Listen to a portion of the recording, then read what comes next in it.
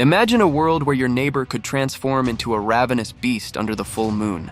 For centuries, people genuinely feared this. They locked their doors, whispered prayers, and scanned the shadows of the forest. But what if I told you the true origins of the werewolf are far more bizarre and rooted in historical events you've never heard of? Forget the silver bullet and the cinematic jump scares. We are about to strip away the Hollywood fiction and reveal the ancient, documented truths that sparked the legend of lycanthropy. The chilling cry in the night, the full moon's glow, what truly sparked the legend of man turning beast. For most of us, the word werewolf conjures images of Victorian horror and black and white movie screams.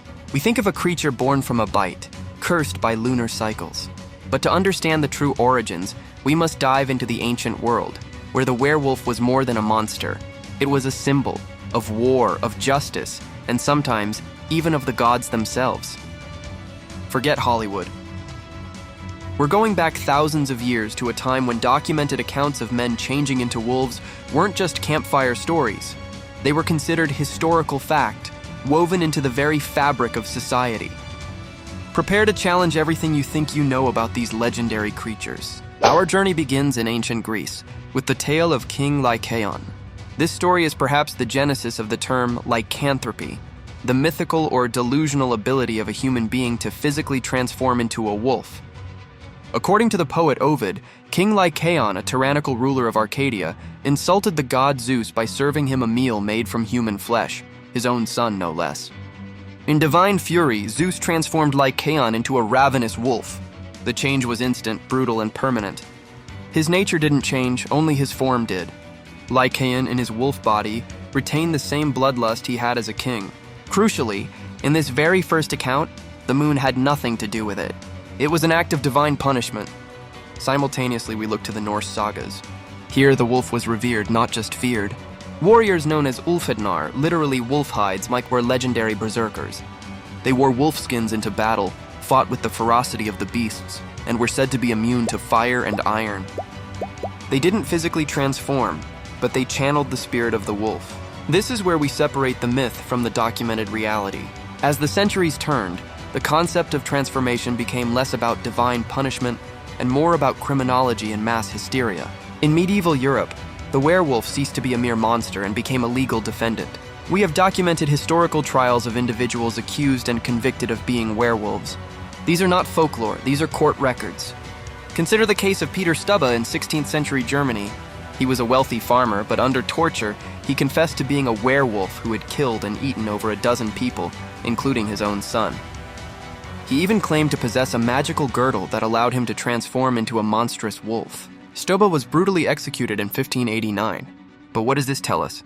It reveals that the werewolf narrative became a societal template for explaining and prosecuting serial killers. In a time without forensic science, the simplest explanation for brutal animalistic murders was that the killer was literally an animal. Societal fears of the wilderness, of neighbors, and of the devil himself were channeled into the mythical figure of the werewolf. The transformation wasn't physical, it was psychological and cultural. Now let's look at the medical reality that often fueled these early accounts. Many historical werewolves were likely suffering from genuine conditions that mimicked the affliction. The first is hypertrichosis, or what's known as werewolf syndrome. This is a rare condition characterized by excessive hair growth over the entire body. Imagine seeing a person with this condition in a dark, superstitious 16th century village. It would be seen as undeniable proof of a partial, monstrous transformation. The second, and perhaps more common, is the mental disorder clinical lycanthropy. This is a rare psychiatric syndrome where the affected person genuinely believes they can or have transformed into an animal, usually a wolf. They may howl, crawl on all fours, and experience a terrifying loss of human identity. Documented cases throughout history show that the belief in the curse was so strong that some individuals manifested the delusion entirely. The final darker truth lies with rabies. Before modern medicine, an infected person could exhibit extreme agitation, irrational aggression, and bite others. All hallmark behaviors we now associate with the mythical werewolf. From the divine curse of Zeus to the fierce loyalty of the Norse warrior, and finally to the tragic reality of medical delusion and serial murder, the werewolf is a creature born not of magic, but of human fear. The true origins of the werewolf weren't about a silver bullet. They were about how humanity tried to rationalize the most terrifying aspects of itself: uncontrollable aggression, inexplicable murder, and the fear of the wilderness encroaching on civilization. The myth is simply the shell. The terrifying historical truth is that the beast was always within us. If you found this interesting, consider giving us a follow for more Did You Know?